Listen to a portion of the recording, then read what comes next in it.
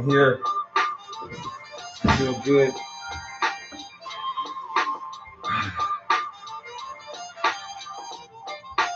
You're on air, so I don't want to say that. I'm allergic to some stuff.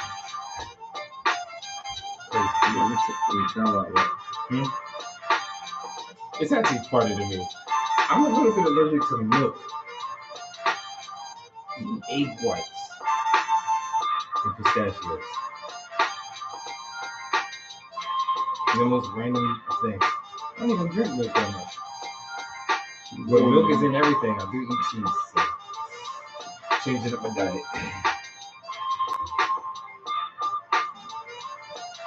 I love cheese.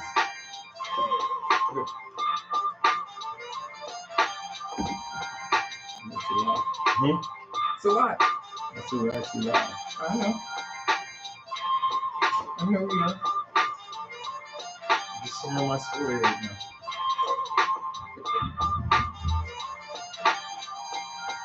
Oh man.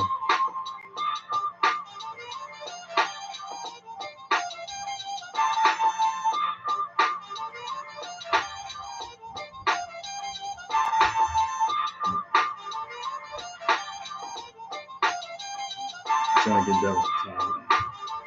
Yeah, I mean, it sounds like you hear it. Yeah, that's nice.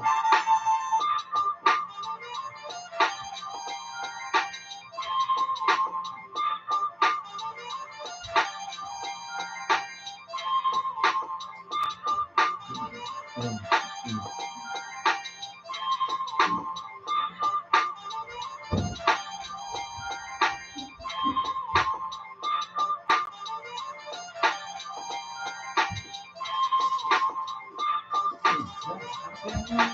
I'm not.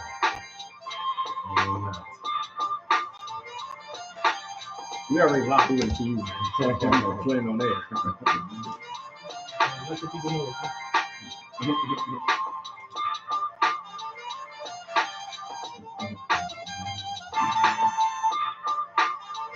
You need to turn the heat off, man.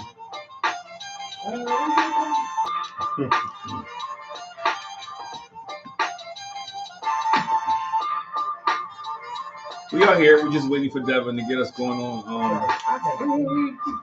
Instagram. So we're here.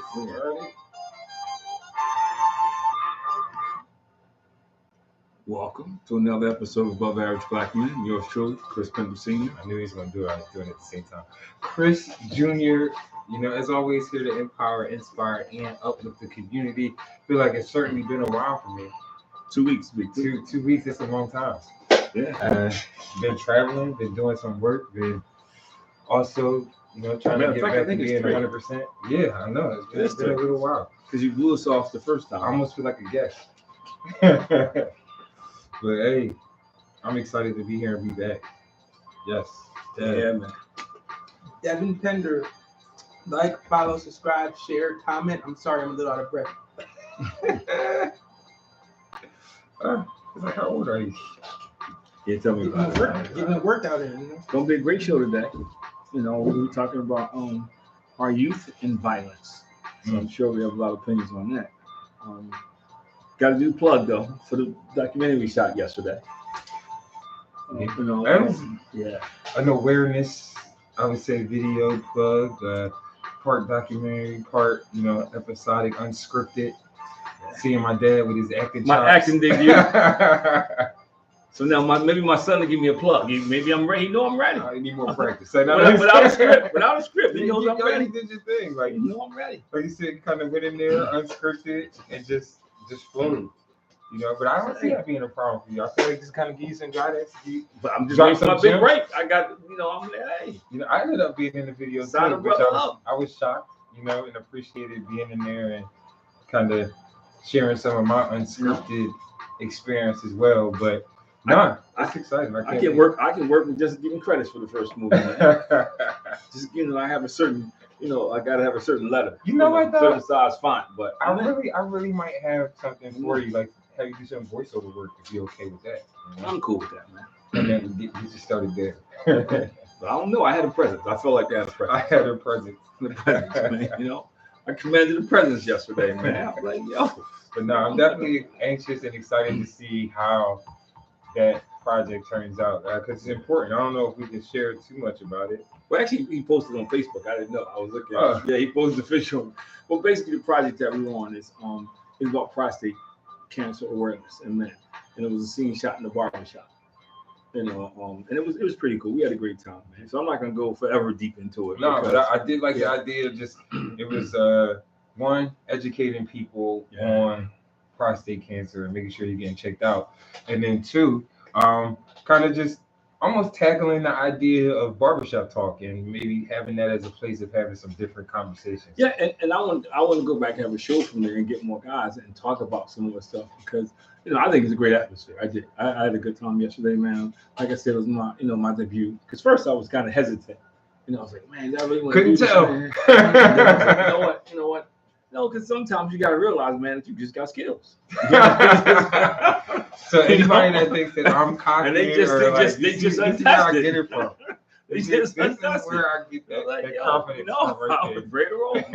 No script, made my own lines up. Let's go. Let's do it. But anyway, so joking aside, hey Wayne, what's up, man? This is a topic that's very near and dear to me. I'll tell you what stirred it up, and that's why I was glad you put it up. It was crazy because it was a shooting on a bus stop. A couple of them. Well, no, this one in particular. Northeast? Old Guys Avenue. Mm-hmm. And somebody took a still picture. So bodies are laying in the street on the sidewalk, and the cops are doing their thing. And these two young dudes on their cell phone like nothing happened. Mm. Now they weren't a part of it, so let me make that clear. So you saw the picture, but just the fact that they were unmoved by what was unfolding around them. And obviously he walked up afterwards, but it was almost, I don't know. I couldn't take my eyes off of them. How it was like business as usual. And I think that's another reason why I wanted to really kind of have the conversation tonight, because I think we're beginning to be a little bit desensitized to gun violence, and like kind of that example, what you said, that image of where it's just people on their phones, or they taking pictures, they taking videos. Like, I don't even think if I was in that situation, I would have the presence of mind to be like, let me get my phone out and record. Well, and the thing about it was they weren't recording. They were just having the kind. I know. I'm just saying that's what some people do. If they were calling people, but just being unmoved, that you just walked up and the gunshots. They still the shells on the ground. They got the things you see on TV and bodies laying there, and they just like, hey. And that was, and for people who just signed on, we're talking about violence in our youth, and it's crazy because they're not, and it's funny because even though the number of homicides are down, the number of youth homicides are up, and they're saying more youth die now for the first time in the history of this country, more youth die by gun violence than by automobile accidents. And I think that's something that I was going to reference or say is that gun violence is down in certain areas, but I think we're seeing it a little bit more prevalent in our youth and in our kids, where I saw today, Devin, you were talking about that shooting in Northeast. Yeah. They actually found the 4 suspects. 3 of them got arrested, and one is still out on the loose, 17 years old. The other people, 18 or whatever. Well, they were talking about the barbershop. Remember him telling us in the barbershop yesterday before we got finished shooting. I just saw another story where it was like in Marion, I want to say that's in Indiana or something like that. A 13-year-old shot a 24-year-old trying to rob him at a gas station. But the thing that amazes me is, and I'm gonna step on some toes saying I really don't care, but we got politicians meeting today to make TikTok illegal. That's I'm like, is that really what we're? I'm thinking to myself like, yo, I mean, I get it, but that's not the most pressing thing. Like, you won't ban automatic weapons, but you want to ban TikTok. Come on, man, give me that. I'm gonna say. Social media is certainly a factor in this nowadays as well. Like, you hear stories of where that's kind of where it starts or originates for some kids.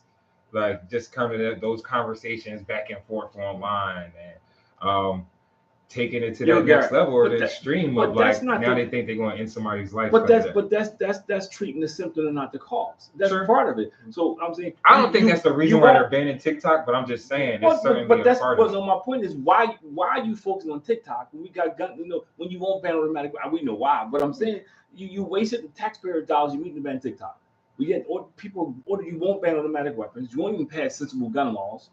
Where there had to be a waiting period and maybe psychological profile. Because I always say this: if somebody needs to buy a gun right now, and buy 100 rounds of ammunition right now, something is wrong. Yeah. That you can't wait. I mean, and that's a red flag. And the point I'm saying is because, gun violence is real and it's getting worse and worse. And I'm really starting to question, are the numbers really down? Or is it how we report it? Because it seems like every week, every week, and it's just Philadelphia. Yeah. We don't Chicago, all other inner cities. I watch the news it's out of control. Different areas, and it's certainly something that's happening in a lot of our inner cities. In New York, they got the National Guard up there in the subways now, and because some of the violence that's in there. I think it's a matter of time, right? They actually had the National Guard for the bus shooting in North Carolina. In Northeast. So let me throw this to Wayne and Gary would put something in the chat box. So what do you think are some of the causes? I got plenty of stuff to say. But what do you think? All right. So if I'm being honest, and again, sometimes I still listen to some of the music, but it's really, I feel like rap music is a huge cause of why. Mm-hmm. The reason why I'm saying that is because you listen to some of your favorite artists, and what do they only talk about now? It's only two subjects: drugs, killing. Yeah, those are the only things. The thing is to pop a Percocet and go, what they call do a drill. Yeah. And that's why I don't take. It's a whole genre. It makes it kind of like desensitized to that feeling. And then another thing people don't want to talk about is and I don't want to get on video game creators, different things like that, but certain games like the Grand Theft Autos of the world, it's not solely on them. You should be able to separate realism in video games, but at the same time, a lot of kids get desensitized to a lot of different things like that because you could go on and just take someone's life. When you learn that when you're younger, you don't realize the real consequences. They kind of treat it like a Grand Theft Auto, like, oh, I'll just get out of jail and I'll be all right. Gary says extreme gun violence is a reflection of our deteriorating society. And I agree with that. But and I got tons to say because I'm in school working with these kids, but I just found myself, I'm intrigued by it because, your mom looks at a lot of TV. She looks at a lot of old black and white TV. No. So what I'm getting at is, looking at it now, those shows were just as violent. Yeah. If you look at the cop shows, they be saying some stuff. I'm like, whoa, Columbo, Murder She Wrote. People dying every episode. It was all about murder. Say that today. It was all about murder. Yeah. So even if you look at some of the cartoons were very violent. Mm-hmm. So I hear you, but why is it such a huge difference now that's having such a large impact now? Is it, to your point, because we know more because of social media? Because we found out now right away. There's no waiting 6 weeks or 4 days the newspaper. You found out right away when stuff happened. Well, I think Mr. Wayne made a good point. The parents, where are they in these young men's life? And I think that is certainly a contributing factor. Is like just home life. There's no guidance. There's no presence of telling you what the consequences may be or how to handle a situation like that or deal with these type of emotions. And they just kind of ignore consequences or don't even really see it. Because I think a lot of these kids, they kind of just glorify the idea of going out and doing these things. Like Devin said, it's in the music, but there's nobody letting them know, man, you pull that trigger, you're impacting a number of people's lives. That family, of course, that has to deal with that grief. And then for yourself, you're throwing your life away, not even giving yourself an opportunity to really grow and kind of experience life. I think some of these young men, you see it sometimes in the ladies too, they starting to get a little bit more violent.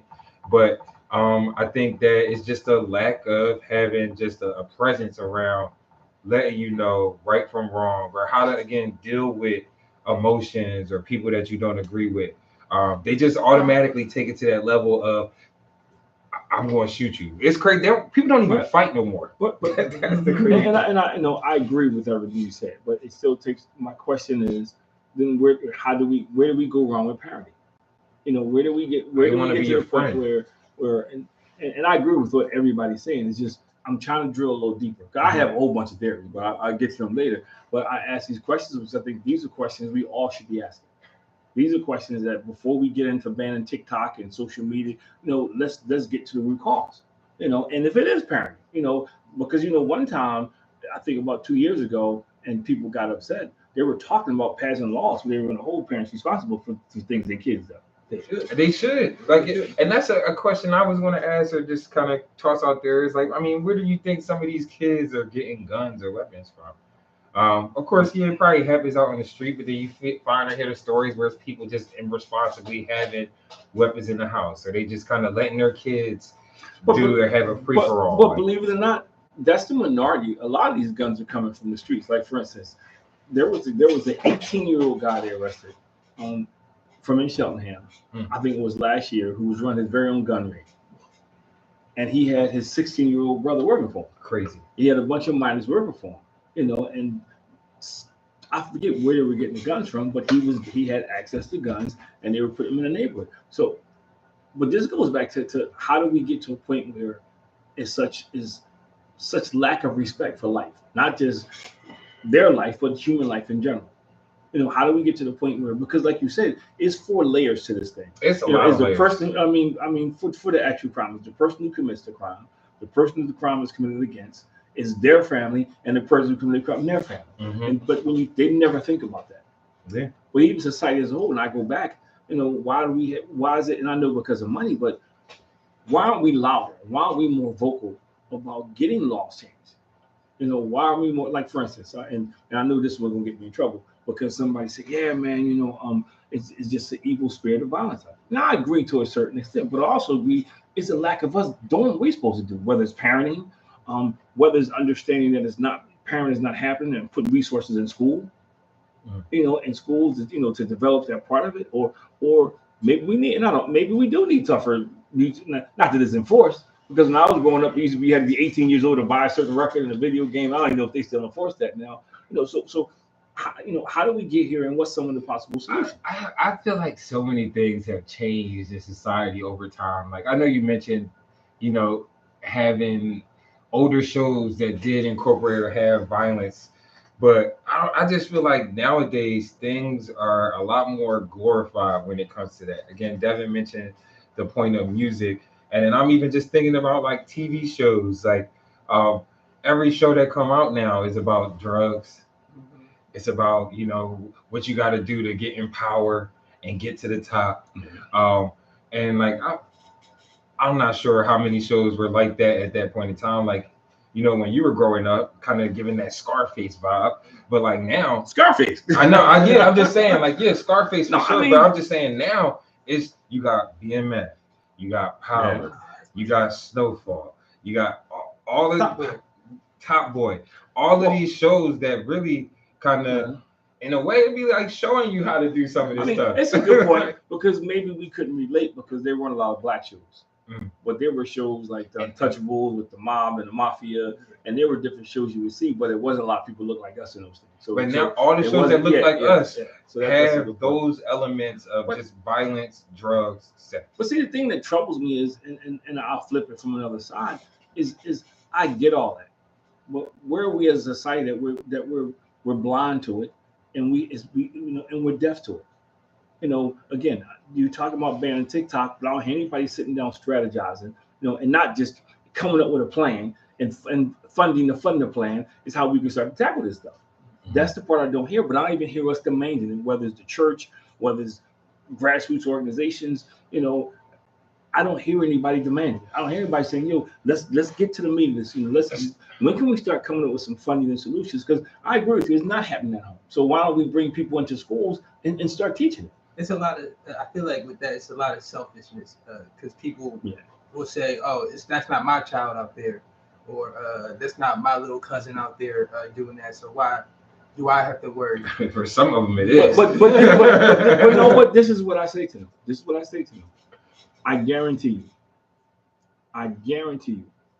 a lot of those kids who got killed, who were good kids, some of their parents probably thought the same thing. It doesn't have to be your kid though, because your kid's not the one pulling the trigger. So it's not about, well, it's not my kid. Our kids have to live in this world. Yeah. It's like when you were coming up, I did the best I could to shield you, but I know I couldn't put a cocoon around you because you still got to go in the world. So even if you have this little circle of a few people, the rest of it is gaining. The rest of it is growing. The rest of those same people multiply. At some point, you got to deal with them. You can't just, unless you want to go somewhere and nobody's ever going to leave the house and you will put up a 6-foot fence with a moat and dogs and alligators. You can't separate yourself from what's happening in the world. Yeah. And I feel like there's a few comments that we got that have came in that I wanted to kind of address and highlight. Just one, just kind of speaking of the immaturity of parents nowadays. A lot of parents want to be your friend. They want to be cool. They're not willing to have, some of those tougher conversations. And I think seeing, a couple conversations that people have had with their kids, you're talking about college and goals and the future and painting this picture of possibilities, where I think, and a lot of our youth that find themselves in this situation, they don't see a way out. They don't see anything potentially where, they have any other option other than to respond or act within how they are in that environment. And I definitely think, that lack of maturity and having your parents or some type of figure to kind of give you some guidance is killing our youth, like literally. And then you got the point of like who is actually raising our kids. It's the television. It's YouTube and social media, which again TikTok and Instagram. So it's like, yeah, it's a lot of different factors, and I think layers to this situation that we're going through as a country. But most of them, and this is I got to push back a little bit, only because I used to think the same thing. But I got kids in my, some of the kids in the group I'm working in, they're smart kids, and they have jobs. The problem is they're followers. They're involved. They get involved in stuff and don't even know why they're involved in it. One cat was like, "Yo, well, they don't like my friends, so what they got to do with you?" But I mean, that still goes to the point. It's like, all right, who's your mom or dad? Who's that figure in your life that is giving you some guidance or counsel? It don't matter how smart you are if you don't have somebody that is. No, but I said they're followers. In some cases, like they're easy to be a follower if you don't have somebody that's kind of. But there's a couple kids who have that at home. I'm talking to these kids. For some reason, they just being dumb. For some reason, they to your point, they're being led by other people who don't have that at home. Yeah. But they just, for some reason, they feel like they got to follow them. And I don't know if I know part of it is, and we talk about it, is this whole description of manhood has been so distorted. Mm-hmm. That and respect is another thing which I hear, but they don't even have the true definition of respect. They disrespect me because she asked me to take her hat off. So that's okay. Let's break this down. You think that was disrespect, but you don't think it was disrespectful that you cussed her out? You don't think it was disrespectful that you called her all these names that you shouldn't have called her? Yeah. So I said, not only were you disrespecting her, what do you think people think about you other than your peers when you're doing that? So you're disrespecting yourself more than the person that asked you to take your hat off. I mean, and that just made me think a little bit of just kind of maybe there's a lack for self-accountability and self-love in so many ways, where you can't even look at, what you're doing. You're just kind of on the outside pointing fingers and blame. But okay, let's dig into the love part, because I agree. Mm-hmm. But my pushback on that is if you don't know what love is, what do you do? It's like when I counsel couples. And I sit down, the first question I ask them, I give them both pencil and piece of paper, write down your definition of love. Somewhere between 85 and 90% of the time, I get two totally different definitions. So if your definition of love is different, what's the basis for love? What loving yourself look like? Because sometimes America says, you're cocky. Yeah. You're arrogant. You're conceited. Just because you do love yourself. Mm-hmm. I think I use Jalen Hurts as a perfect example. When they were going to the Super Bowl, he was the greatest leader. Everybody wants to follow him, man. And he gave the quotes. Everybody was saying the quotes. A year later, they lose. Now the quotes don't mean anything. He's full of himself. Now he's not a quiet leader. His paycheck messed him up. He's conceited. So I'm saying that's how thin that line is. Yeah. Yeah. I mean, certainly, I think society doesn't necessarily make it easy for you to love on yourself. But I think that's certainly a big key of why we see or find so many people lost. It's funny because a lot of our youth, honestly. Ricky Waters used to be a running back for the Eagles. Mm-hmm. San Fran, he got to the Eagles pretty much at the end of his career. He was still good. And I remember they would have a losing season, and he was in a contract year. He was going over the middle, and he did the alligator arms. So they asked him in the press conference, like, "What are you doing?" He said, "Yo, dude, we're not going anywhere." He said, "So he says, well, yeah, but you're supposed to play your hardest and sacrifice your body." He said, "For who? For what?" Sacrifice for your body. But my whole point was, and back then that was a big deal. Now you see it all the time.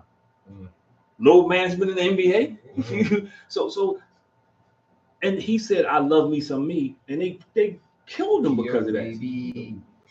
I love me some me too. So even with T.O. So again, but so how? What's the balance there? Because most people, and I challenge adults, they don't know what love is. They think love is a feeling. You know, it's strictly a feeling or strictly emotion. You know, and if you don't know what that looks like, how do you love? And I'm not defending. No, actually, and I mean that is actually a perplexing question to think about. You know, if you don't have that love at home, which, you know, Mr. Wayne brought up that point, there's no love in the homes today. How can you learn to love yourself? You know, yeah, Gary's right. They shouldn't have children. It's like, how do you kind of figure out, you know, what that even looks like or feels like? One of the questions I ask the kids now on a scale of 1 to 10, 1 being the lowest, 10 being the highest, is how much do you love yourself? And you'd be surprised how many kids don't say 10. Or when they say 10, don't know what that means. Because I'll quickly ask them, well, if you love yourself, why are you putting yourself in harm's way? If you love yourself, why you continuously keep making stupid decisions? And again, I think most of them have a strong infatuation with themselves. Some of them just don't care about themselves, and most of them don't know the definition. I guarantee you, I had a conversation with a young lady at work today, and she's divorced, and she was saying the same thing. You know, she got married like 21, 22. She thought she knew what love was, but she didn't. So my thing is, if you don't know what it is, how do you love yourself? Yeah, and I that again, you said something really kind of, I would say, provoking to me in terms of you know, kids not even necessarily knowing or understand the difference between having love for yourself and just kind of being infatuated with yourself. And then the idea of like you know, if you love yourself, man, why are you constantly putting yourself in harm's way? And I think, again, that's automatically a telltale sign right there to me that people got it misconstrued on what it is to love themselves, or they wouldn't be doing some of the things that they do. And I think so. You know, they would value their life and not be like, yeah, I'm going to take this chance of going to prison and getting locked up. Even though, again, that's another thing. I think part of it, too, is just kind of the glorification of some of those things. People think that, like, prison is a box to kind of check off. You know what I mean? Well, these kids, respect. Well, these kids don't say that into their credit. They just don't fear it. That's the problem. They don't say, like, I used to be around people who thought it was credibility, but they don't have a fear of it. That's the scary part. They don't have a fear of it. They think, and I say think because they don't know, because they're not there. They think that it's I'm built for that, and you're not. You're not even built for less detention. But so that's part of the issue. Other part of the issue is, and I do want to get into some solutions, is, you know, are we the part of society that knows right and do right? Are we modeling the right thing before them? You know, have we written them off? You know, have we just accepted that this is a generation that's going to be cutthroat and kill each other, man, and we just hoping to isolate them in whatever neighborhood they're in? They're not going to come to my neighborhood, to your point. You know, have we done that? Because, you know, Wayne had a good point, you know, Chris, how you get that love. I think you start showing people that love. And you start, I'm not saying you put yourself in harm's way. And when I sit down and talk to these kids in the school, man, we have our conversations. You know, I don't go into it predetermined, you know.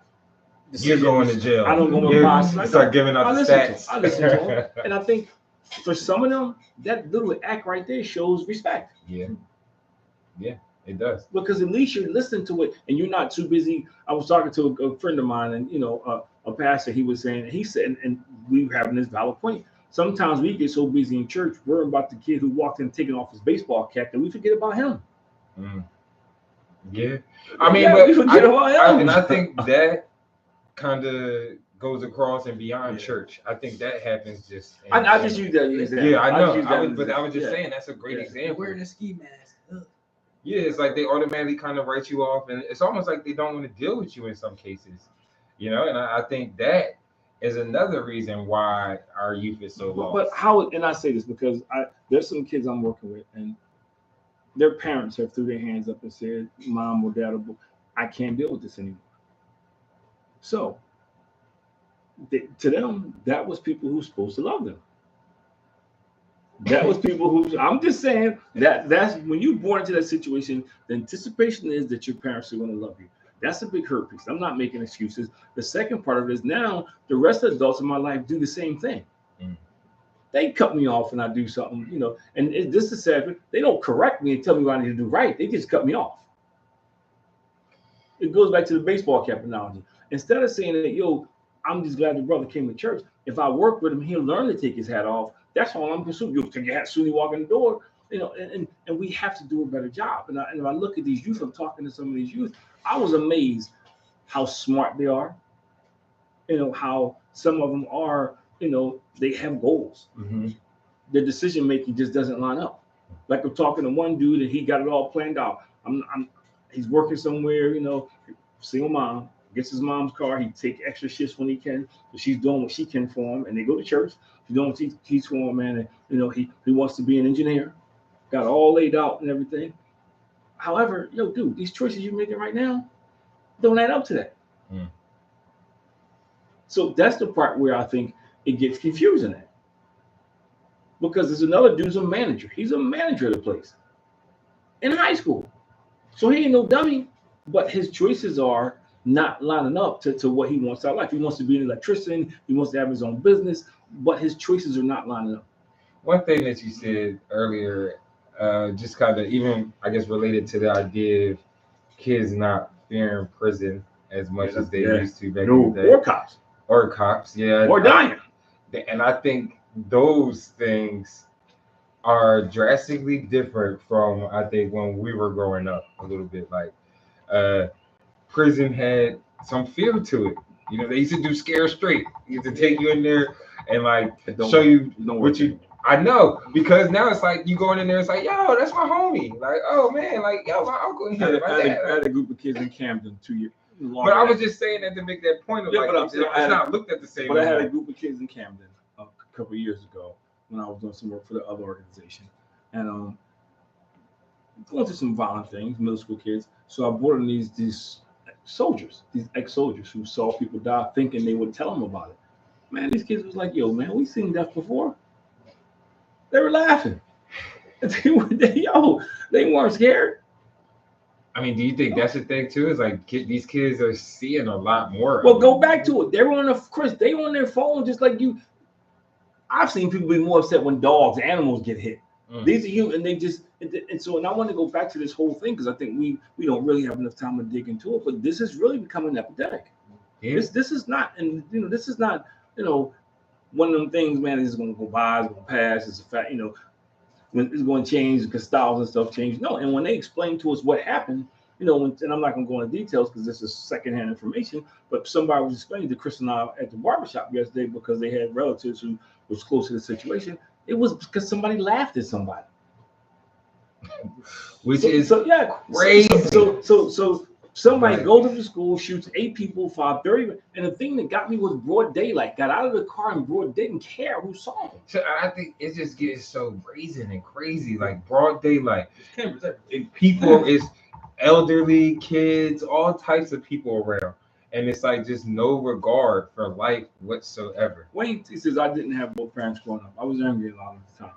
I had to make, I was joking about that the other day, Wayne. I had to make the right choice to not follow people. And I think that goes back to my biggest concern is that we have raised a generation of followers. That we have some of these kids. Because I was amazed when I started talking this. I thought I was going to be talking to kids who were not doing well in school. You know what I mean? A sense of hopelessness. I thought that was going to be most of them. But it's not. If you sit down and talk to them, they'll tell you things they want to do. I want to own my own business. This is the most common answer that I get from them, which I think is great. I want to take care of my moms. I want to be able to get my mom a house. I want to be able to move my family out to do. So they have, so the kids, and that's not all of them, but I'm saying the kids I talk to, they keep making dumb decisions because they're still involved in this gang thing. They still don't mind, but they have some sort of a vision. Don't know what to call it. So I'm amazed at, like, for instance, I guarantee you some kids in that group that shot up the kids in Northeast, I bet they just went because they had went with the boys. The boys were going to something I got to do. And so is it the definition of manhood that contributes to it? Because we talked about toxic masculinity and we talked about different things. Is that it? Because that ties into the whole thing about you disrespecting me and I'm a man because I'm a man, I gotta do this. So is that part of the problem? I think one thing you said that kind of sticks out, just I guess I'm questioning is like, man, do our youth have a vision, and what does that look like for them? Like, even the idea is saying like, oh yeah, I want to get my mom a house and do this and that, like, but by what means? What does that look like? Well, but that's the problem, because even when I do workshop for adults, how many want to be successful? Everybody raise their hand. Mm-hmm. How many, what does that mean? I want to be rich. How are you going to be rich? I don't know. So I get that from adults too, though. I get that from adults too, or how many of you want to be happy? They're always that, what does happiness mean? Everybody look at each other. Mm-hmm. Or they say stuff that really, well, I'm going to get a woman. No, you can't be dependent on some woman to create your happiness, or something or somebody. So I agree with you 200%. So, but the thing is, we on the second half almost, how do we turn the tide? How do we begin to make a difference? Because I do have some theories, but because I guess we'll never understand how we got here. I think everybody said something that was some truth in it. I mean, because it's just like even thinking about when you were growing up to now. Like, do you feel like it was just as violent, like with youth and kids, and like as it is today? I gotta be careful. Into that extreme. I gotta be careful what I say here, though. But part of because people misconstrue what I say, and I gotta make sure I keep my clearances. When I was growing up, we knew there were going to be consequences for our bad choices. That was not a debate. It wasn't a debate. Whether you had a single mom, whether you had no mom, whoever your guardian was, the majority of people I knew and understood there were going to be consequences for the choices we made. Whether it was in school, whether it was in a neighborhood, we knew that. Yeah. Now, then you make the choice. Do you want to deal with the consequences? I feel like now there are no consequences. I feel like now, like I told you, in one school, they call principal by his first name. They have, I'm not going to call what it is because people know what I'm talking about. Kids walking around, whatever, doing whatever, that's what you made that point, and lack of leadership in adults. In this, I run after school programs. Look at the school program where they say you can't suspend the kid, no matter what they do. Come on. So a kid mugged a staff member, we can't do anything. A girl. So I'm just saying. So this contributes to it, because you're saying now these kids can do whatever they want to do, and they get to stay in the program, no consequences. And I feel like that kind of is a learned behavior right there that you kind of carry on to adulthood. Of course you do. Yeah, and I think maybe people are just kind of overlooking that. And thinking like, oh no, this is small, or this is school, or like, no, it's very much like a pattern. But seeds are always small. Yes. And like, it was funny because there's 3 takeaways I got from the barbershop yesterday. There were 3 takeaways I got from them. One, how when you start talking about life and death, how people change. The one dude wasn't saying anything. Remember, he was sitting there, they weren't saying a word, and then he started getting more information. This generation doesn't do that. And the age was different, but the more information people got, the more they got engaged in the conversation, and it changed. The second thing that came out of it was that that we don't see enough of that people of color get together and just have a conversation. And because somebody brought it up, we're not talking about basketball, football. We ain't talking about women. We ain't complaining about our husbands, wives, or whatever they do. We just having a general conversation about something relevant. You don't see these kids don't see those images. Because to your point, when you turn on TV, the rappers fighting, they don't see it. But I think the third thing to me that really stood out to me in that conversation was that's the first time in a long time that I've been in a room and people were talking about generational impact. Yeah. When people were concerned about not just me now, but what's going to happen down the line. And our kids don't talk like that. They don't talk about, like, I know my parents knew it's supposed to be better for your kids than it was for you. I don't hear that. You know what? And like with you saying that, I think that is really prevalent in our community, is the lack of thinking about generations in advance, or like how it impacts the next generation, or even like the people around you. Because it just made me think the only thing we talk about is generational wealth. Yep. Don't even know how to get it. It's just a buzzword for people to say and try to chase and do. But you don't hear them talk about breaking generational curses or building type of like just family traditions and building those things generationally. Like we don't talk about just again like how my decisions potentially could impact Mackenzie, my nephew, or kids and for stuff me, like that. And also acknowledge that so many of these young parents enjoy this. Yeah, I get it. You 100% right. But here I go. Now this is me on the other side. I guess I'm taking his place today. My issue is at what point do we stop identifying the problem and come up with solutions? Everything we're talking about, we just didn't talk about today. Everything we put down to the table has been floating around for a long time since I've been this, but nothing is ever done. Yeah, I mean, I honestly don't feel like it's talked about enough. But it's talked about enough about something can be done. Every election time it comes up, and somebody get out there, You mentioned this early on. They talking about TikTok. Yeah. No, but we talk about all different kinds of things. But we drive them. My point is, we drive this. We have these conversations. I've been in rooms where they talked about it. Oh yeah, we're going to get the fun, but they don't because we just let it go. We get so caught up. You got more people concerned if their kid gonna go to the prom, man. What they gonna wear to the prom? How much money I'm spending the college tuition for a prom? But more than graduation. Yeah. So he's not graduating. He gotta go to summer. But I get back to what I'm. But when do we start pushing the envelope? When do we start saying that enough is enough? Hey, you politician, you just ain't gonna come around every 4 years, every 2 years. This is what I need to see. I need to see you at least trying to put forth some legislation that's going to help. I'm not a fan of TikTok. Don't get me wrong, but I'm more concerned about the gun violence than I'm about TikTok. I would definitely say it's on the politicians, but I feel like it's on a lot of these people that also put that message out of negativity and violence. One, they have to stop and also tell the truth. That's the one thing I like about Wallow from Gillian Wallow. That's one thing I like about him is he has this series called Stories from Behind the Cell.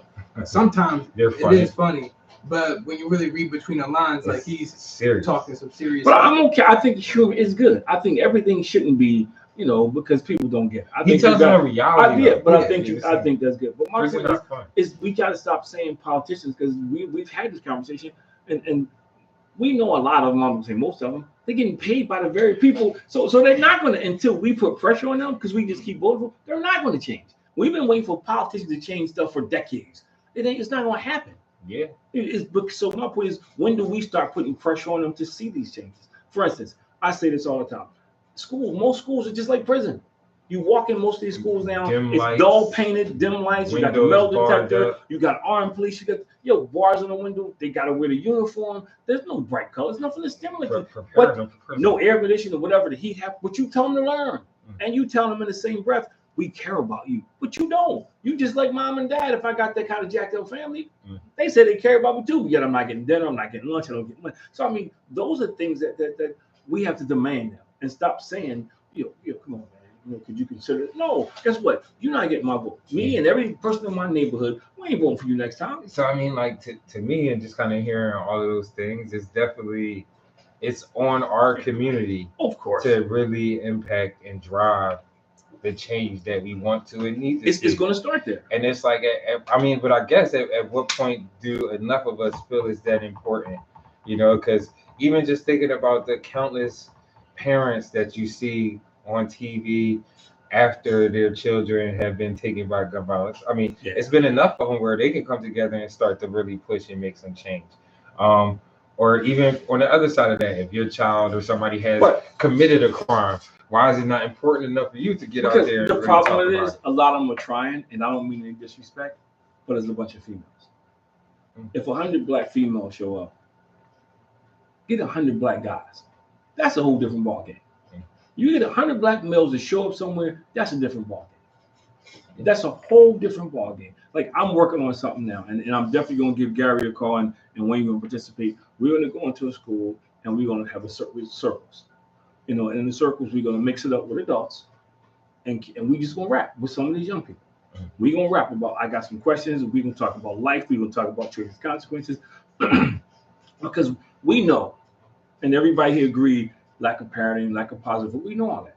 But how do we change it? How do we at least give them some information to start considering something different? Because if you have no alternative information to go to, you're going to keep doing what you're doing. Yeah. There's no reason to change. And so my point is, and I'm at my space now with, I'm challenging people. I'm about to go to this convention, man. And it's gonna be a bunch of brothers. And I said it in my devotion. I don't know if you read it, I know you said it all. But we got to stop gathering just for social gatherings and disguising it. Or we say we gather to take care of stuff, but it's a social gathering. That's all it is.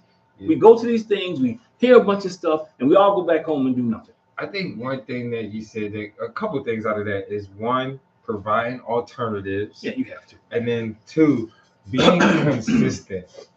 Like, I think that is certainly an issue or a problem in our community. The consistency. Yeah.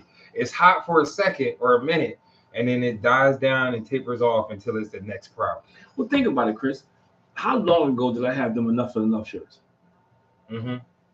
And they're still relevant. Yeah, and it's probably more relevant than it was when I came out with it. Yeah. Were you even born yet, Devin? Or you was a little kid? He was a kid. Yeah, but that's my point. And it's still relevant. So, but meantime, all these other things have changed. The dropout rate has changed. Teen pregnancy has changed. All this other stuff around society is changing, except this one thing. Every other social pathology is moving some direction or other. This one thing continues to be studied, and it mostly impacts our community. It mostly impacts our community. So at what point do we get angry enough to say enough is enough? At what point do we get to a point and say, you know what, man, we go into the school and tackle people and break up fights? And I knew Gary's going to come through because he's been in it before. I'm like, yo, get off your dusty rusty. Stop complaining. And I'm getting on everybody. And I know people will get upset. Do one more workshop? I mean, the politicians do it just we have enough. A workshop. They talk about it just enough to get voted and get in office. And but when do we get angry, man? When do we get to a point where we say that? Yeah, because if you know what, that's another way you show your love for something. You want to show these kids you care. Get angry about the things that's taking them out. Yeah. Don't be sitting here saying, well, get angry about some of the stuff that's taken. And just like the situation about not doing with being able to suspend kids. For me, it's personal because we're teaching these little black boys early on in middle school and elementary school that there's no consequence. Right. You can do whatever you want to do, and because you black, and because you come from an impoverished neighborhood, oh no, it's okay. No, it's not okay. Stupid is stupid no matter what zip code you live in. It don't change. I'm hoping this doesn't take us too far off track, but we got 10 minutes left, and I just had this kind of question or thought earlier. We're just looking at I got you, man. Some of the kids and violence. Like I said, there was a story of this 13-year-old kid shooting this man in the chest. Like, do you think at any point like that, I guess parents will start being held accountable for the actions of their kids? Well, it's funny because I'm gonna tell you what's way beyond that. I used to be like, nah, because they're good parents out there. But the last young man for the mass shooting. I forget where it was. The day of the mass shooting, that morning, he's sitting in the principal's office with the school psychologist, a social worker. That was that white woman. Both his parents, and they're talking about these pictures of death and stuff he's showing, and everybody thought that was okay. And his mom actually got on TV. No, she blamed the dad. The dad bought him the gun. She got to put it off. But my whole point was, you saw the signs. So yeah, in that case, you need to be held accountable. Or ignoring the signs. Yeah, but that's my point. So, but the problem is we don't get angry, man. We get angry about the wrong stuff. More people get angry about the way Jalen Hurts played last year. But I think to the point that you made about like in schools where they scared to punish these kids. I think the same thing is happening at home. Like these parents are either just, I don't know if they scared to punish the kids, or they want to be the cool parent, or just ignore it, like, oh, not my child. I think it's a combination of all those things. I do think, because I've had parents tell me there's nothing I can do. That's why I stopped coaching. I have parents tell me there's nothing I can do. And I'm talking about middle school kids. I ain't talking about high school 6'6". I'm talking about middle school kids. Which is crazy. I've changed kids' attitudes and mindsets in my experience with coaching. You know what I mean? Like just hearing and seeing how they interact with their parents, and then like just the changes, actually taking the time to talk to them and explain things. You've been with me. Your mom has been with me. I've had guys I did workshops for in jail. We used to go into Acme, and every time I went there, and it was guy shop right, Yo, I remember you. So you can, but you got to invest in people. In order to invest in people, you have to give your time. You got to make sacrifices. We want all this stuff to change, but we don't like, and I'm tired of people telling me, yo, we got to pray about it. Faith without works is dead, man. How many more of our kids going to die? While we over here having these, little prayer meetings, whatever. No action. Yeah, we don't. My thing is, we need to start going up. Like I went to one, and I'm gonna starting some. I went to one 2 years ago, and when I went to a charter school, public schools don't typically have it. They welcomed the kids back to school. It was like 50 black men out there, and in suits or whatever. Just when the kids came in, you got to get back to that. And that's no risk. We ain't telling you to get out there and tackle nobody, frisk nobody. There's no risk. Are you saying the first day of school or all year? Yeah. You can't do it all year because it's kind of hard to sustain because people fall off. So and you don't want. That's what happens in a lot of things. But that's why you gotta do strategic because you don't want the kids seeing people fall off. Because now it's like I told you so. So my thing is, if I got 100 guys to say, and I'm gonna do it. If I got 100 guys to say, look, I'm with you. Like my goal now is to get 100 guys to go because I'm doing stuff in Norristown, I'm doing stuff in Cheltenham. Is just get 100 guys to say, yo, I'm ready. Whether I can come do a career day like we did at Career Cafe, or I'll go into a circle like Gary said, just and be positive. So it's different ways you can get involved. You may come the first day of school and say, I can be out there to greet the kids, but guess what? Maybe I can't. But check this out. Maybe during the school year, 100 guys walking around the building, just having a presence. Because a lot of these folks, some of these guys ain't seen dad. They don't know what that look like. Or like the man or figure that they see is like a peer or somebody a couple years older than them. And that's why kids are followers. How you telling somebody grow up and be a man? We don't have a definition of what a man is. Or, and I'm not, and I don't care at this point. You got people who don't look like us trying to tell people in our culture how to be a black man. It don't work. I see it where I'm at now, where you'll be like we were joking, but I wasn't joking. We were talking about I got spanked. And we were having a conversation. The minority was having a conversation about this, and my grandma used to send us to get our own switch. You get the switch and they bring these off, and if you got one too small, you had to go back and get another. And somebody walked past like we were making it up. Oh yeah, y'all had to walk up the hill to school and up the hill home. No, this is real life for some. So you don't even understand the culture. But you're responsible for young black boys. That's a whole nother issue too. They didn't even see fit to celebrate Martin Luther King's Day. Didn't see the significance of Martin Luther King's Day. But you're responsible for young black boys. That's part of the problem, man. We got and we stand by and watch it. We allow this to happen over and over and over and over again. Somebody sent me a snippet from a commercial, not some show, and I gotta find the show. The mom walks in the barbershop with her son. She says, "Yo, who's Diamond?" So from all you looking at it, you think it's gonna be a fight. You think it's gonna be a fight. So everybody look around like, "Yo." So he stands up and says, and he says his real name. Can I help you? She said, oh, you the one that's going to teach my son how to box and take him down to the. She said, yeah. She said, I just came to thank you so much. Oh, that's a commercial or a TV show? It's a TV show. His power. That's what was wrong. Tommy. We were just talking about. So they had a positive part with it. Somebody sent it to me. I was like, yo, I didn't know it was power. I probably would have watched it. Not more. Yeah, but we need more people to say, yo, I'm there. We need more people to say, yo, I want to get involved. I don't have to do this. And then the next scene, you had a worker on the block. But I have this conversation all the time. I don't have to do this. It's like I didn't have to go there and share my story about prostate cancer yesterday. But at some point, man, we got to be willing to invest in our community. At some point, we got to start investing in each other, in our kids, in our communities, in our schools. We have to. Instead of sitting here waiting and begging for someone else to come, we waiting for Martin Luther King, the next Malcolm X to come in, or we think some politician's going to get in and be the great dope and save everybody. No. Yeah. I mean, I think we kind of touched on it tonight. Yeah. I just feel like our community is very misguided in a lot of ways. Our youth. We definitely society as a whole. I mean, we're talking about our community because it impacts us the most. Society as a whole. Society as a whole. It's definitely in general.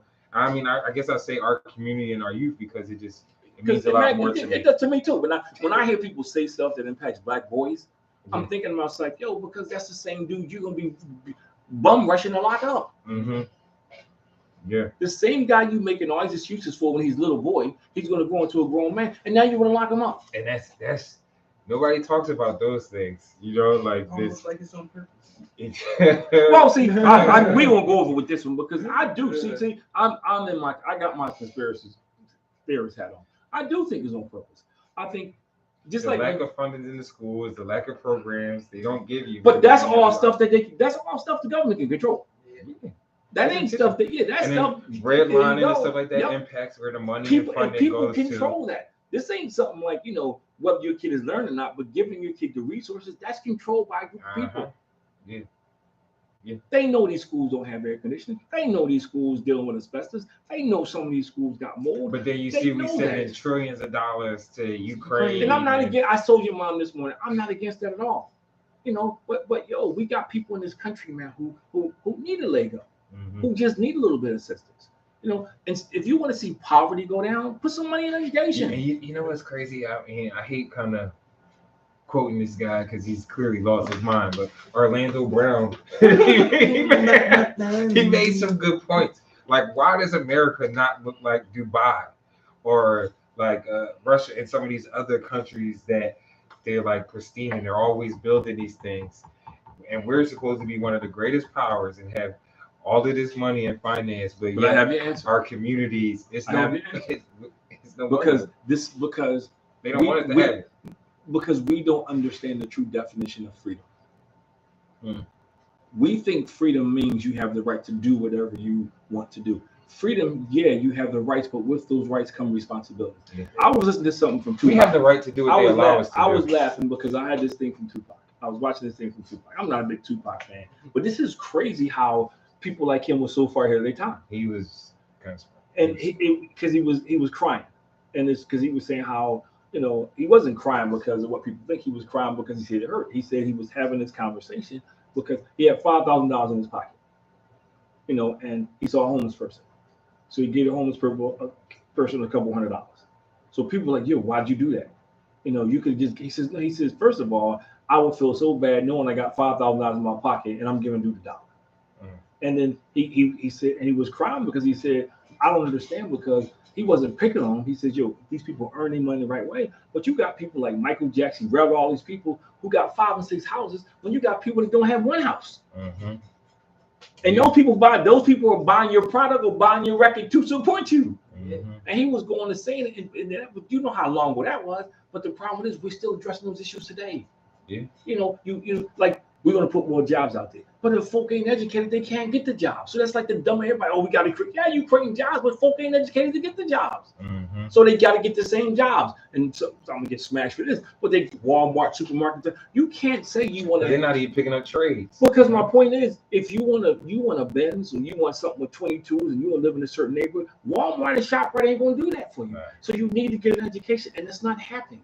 And the problem is, I do think it's on purpose. Oh yeah, without a doubt.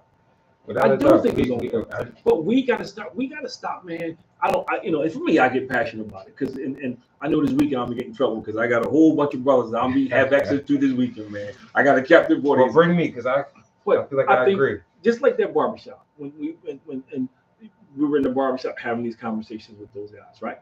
There wasn't nobody in there cursing. It wasn't nobody in there, bashing us. It was a positive conversation. Even when the camera was off and the tape, it was all positive. It was laughing. And we don't know the other guy who had prostate cancer. I've never seen him do it in my entire life. Right. Yeah. He brought his son, I brought my son. Yeah. But that's the whole fight. He had his son, I had my son. So I think that's the stuff that we got to we got to expose to. Like, I would love to have a session in the barbershop. Get some young boys to see the barbershop. Let's cut it up. But I got dates for schools coming up. So anybody's interested, hit me up. I got y'all. But we need to have a presence, man. I'm throwing basketball clinic at Pinell. There ain't no men in there helping them out, man.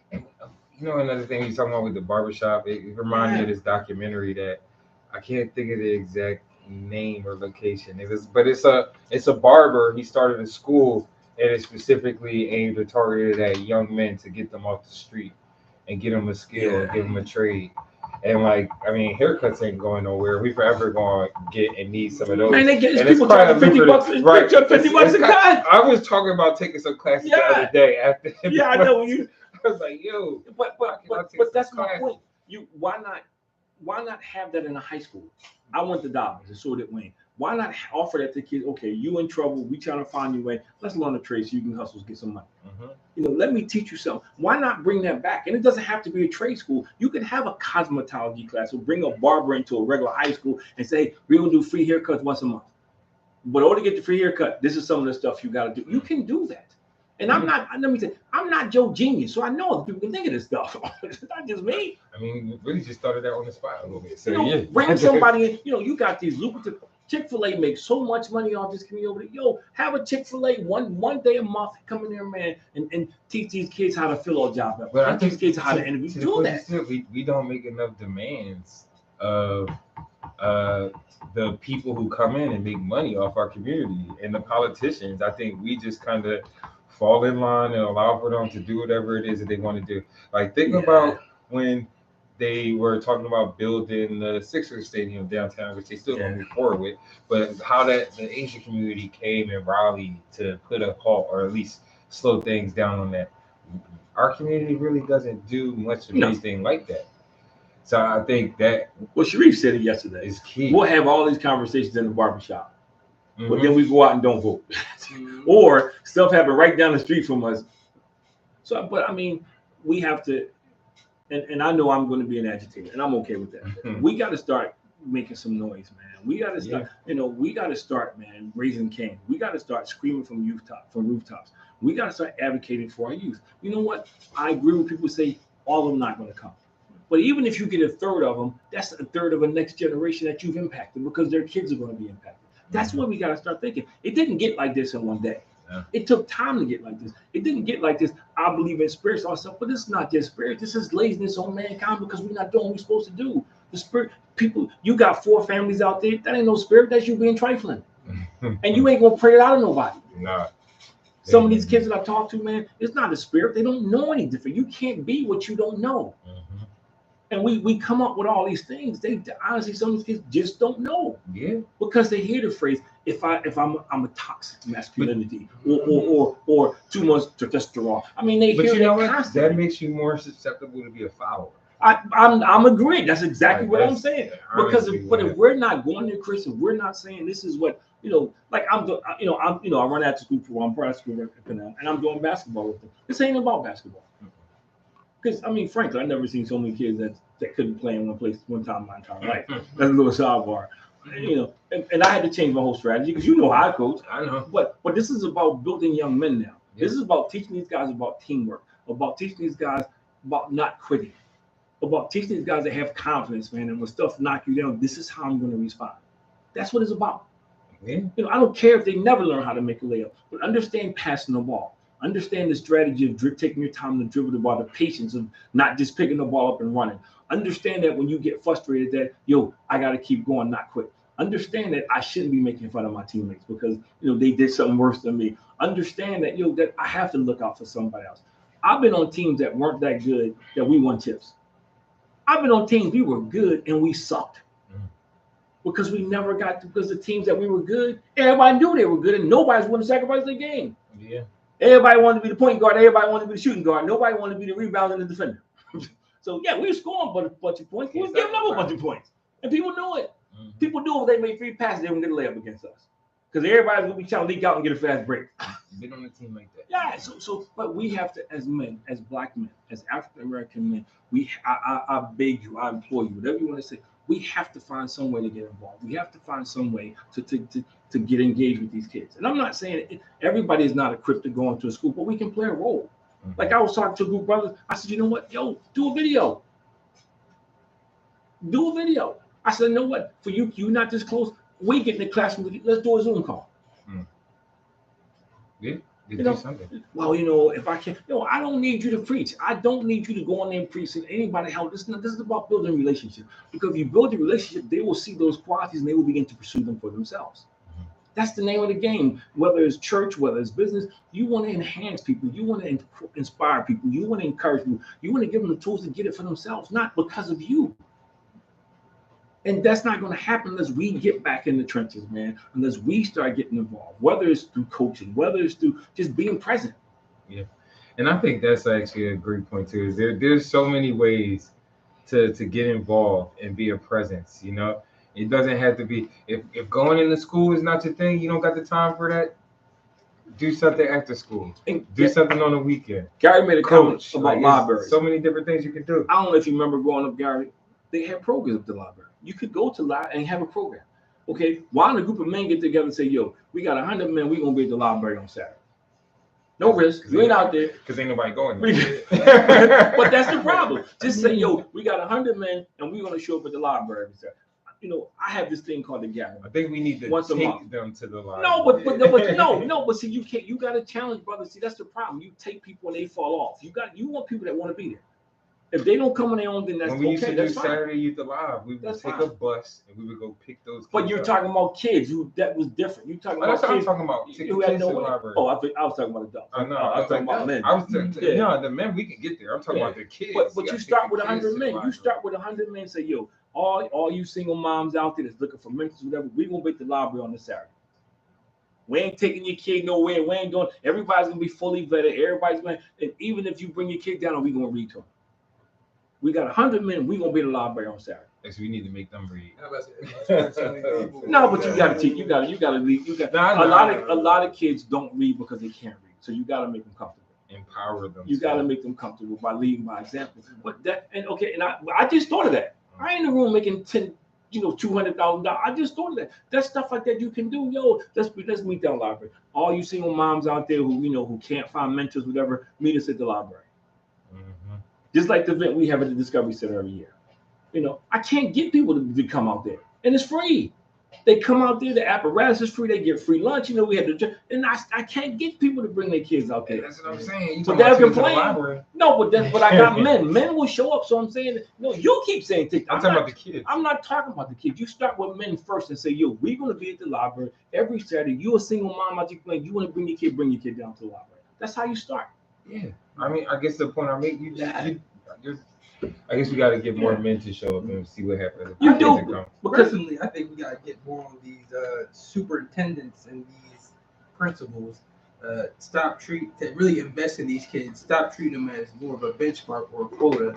To try to get more money for the school, if that makes sense. But then again, that's much higher than the superintendents, and that comes from above. That Department of Education that says, "Hey, 60% of your kids, can't fail."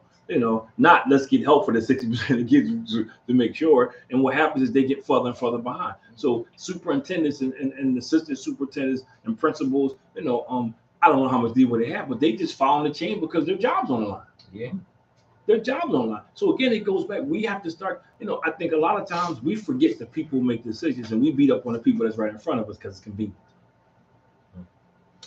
Yeah, I mean, I think that comes to one, people probably not really understanding and knowing checks and balances, like who's responsible for what.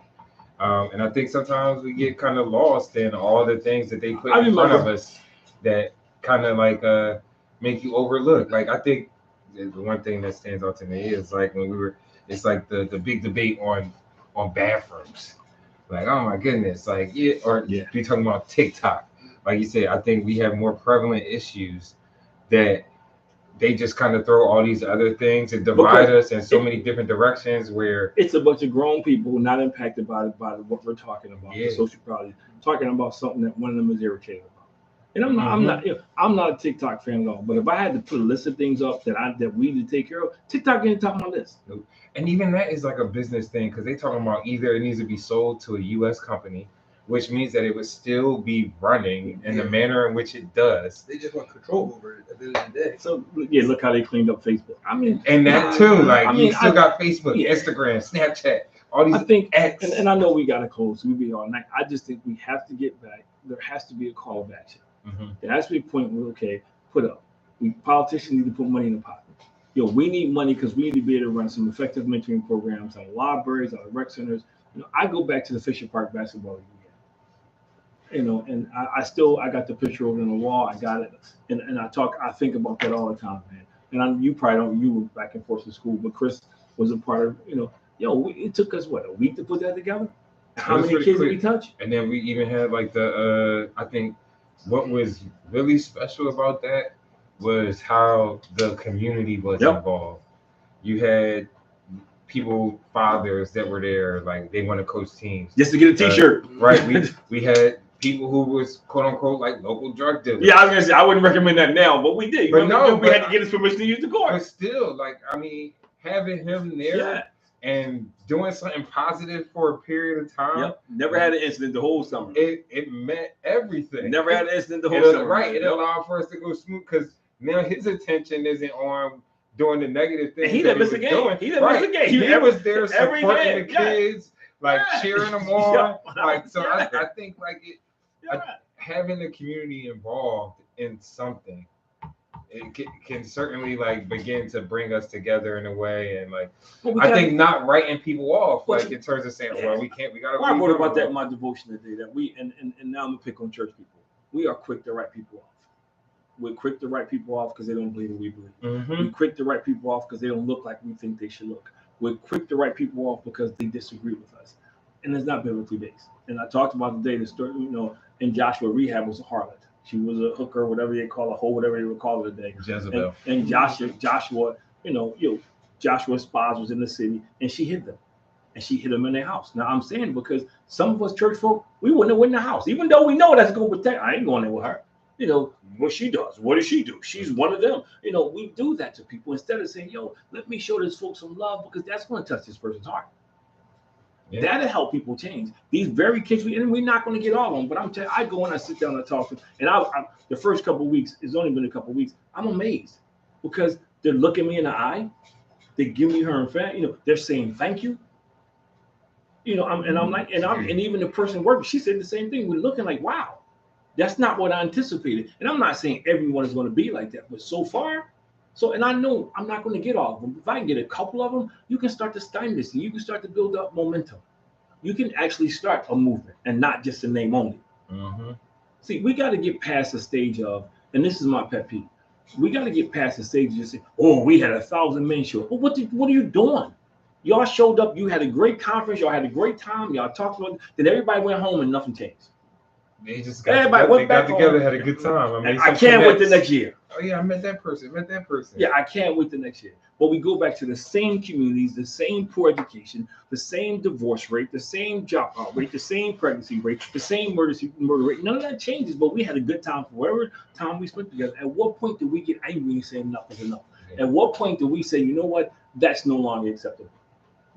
Yeah, I think that's a good segue here for us to kind of move towards closing things out, because I think it is at that point of frustration of where is enough? And it really is on us as a community to come together and start kind of generating and demanding some change, whether that's from our politicians, the people that we put in these positions to kind of make some of these decisions. They challenge them. Yes. We got to challenge them. Us as a community, holding each other accountable and actually being there and being present and having communication and talking to the kids and the youth. If you out there, I would love to get Mary Shore Park on this show. And the reason why I say it because people were giving her grief because she's talking about year-round school. She's talking about sending out school programs 1 year round. And there's things that need to go to make that work.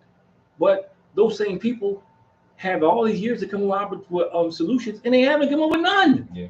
But yet you're attacking somebody who, whether you agree or disagree, at least are trying to come up with some solutions. So instead of you coming to the table and say, well, hey, maybe that won't work, but maybe this will work, you just talking about that ain't gonna work. That's crazy. Year-round school, how about we substitute some of that schooling with skills? But that's why that's why other people have to come to the table, because she's operating on a wheelhouse that she's comfortable, that she has knowledge of. Yeah. So if I don't put other people around me, ain't been doing well. Yeah, but see, Chris, that's why you gotta have other people at the table, because you know things that I don't know. You experience things that you don't know. You gotta have other folk at the table. But you know what though?